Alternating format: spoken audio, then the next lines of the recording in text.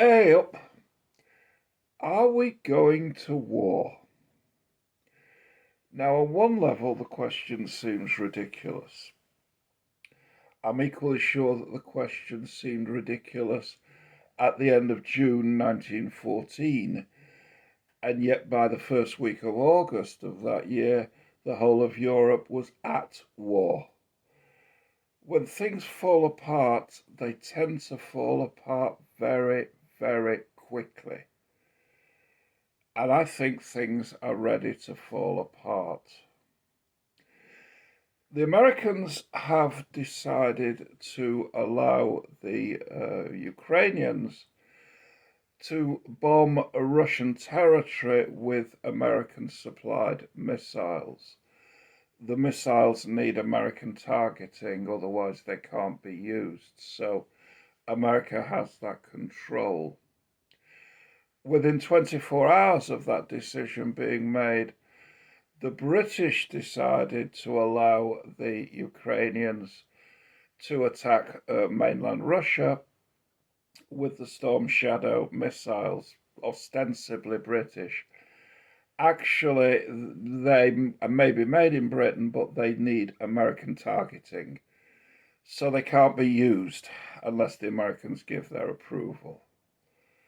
Obviously, the Americans have given their approval, and British military personnel will be responsible for putting the codes in that alter the destinations of those missiles.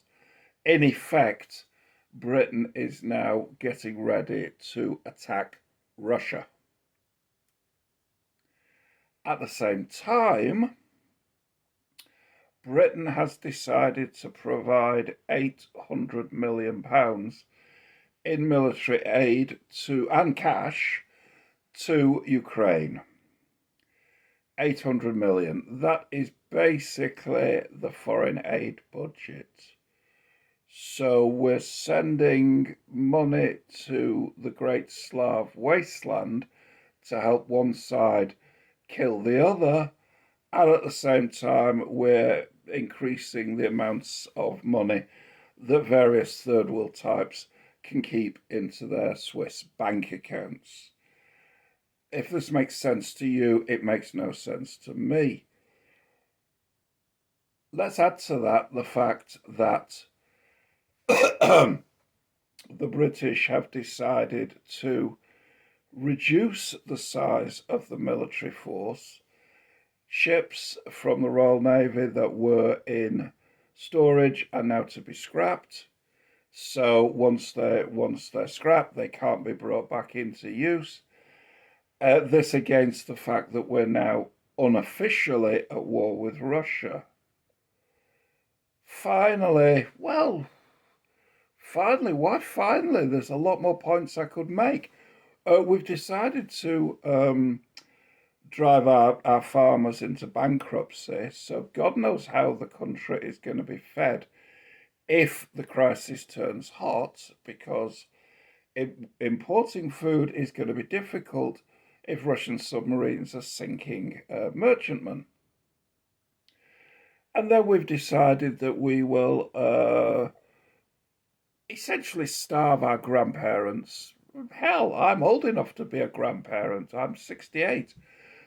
We've decided to freeze our grandparents by cutting off winter fuel payment. So, in a nutshell, we are helping Ukraine directly, her war against Russia.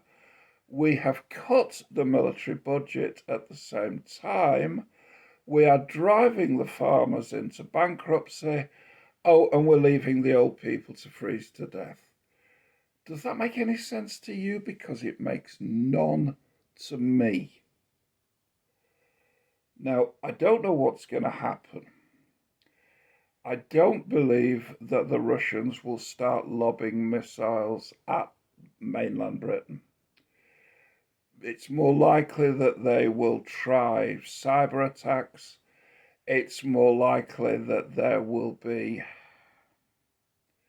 attempts to destroy the missile launching sites in Ukraine.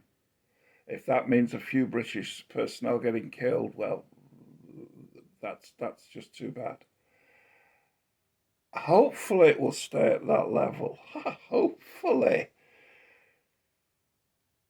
But really, hopefully, we hang on until the 20th of January when Donald Trump takes power.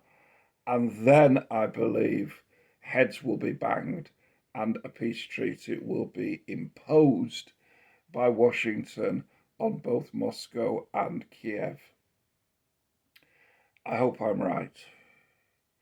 I hope I'm right. I hope this is not July. I hope this is not July 1914 all over again. Because after July came August and 4 long years of horror on the Western Front. Think on, folks.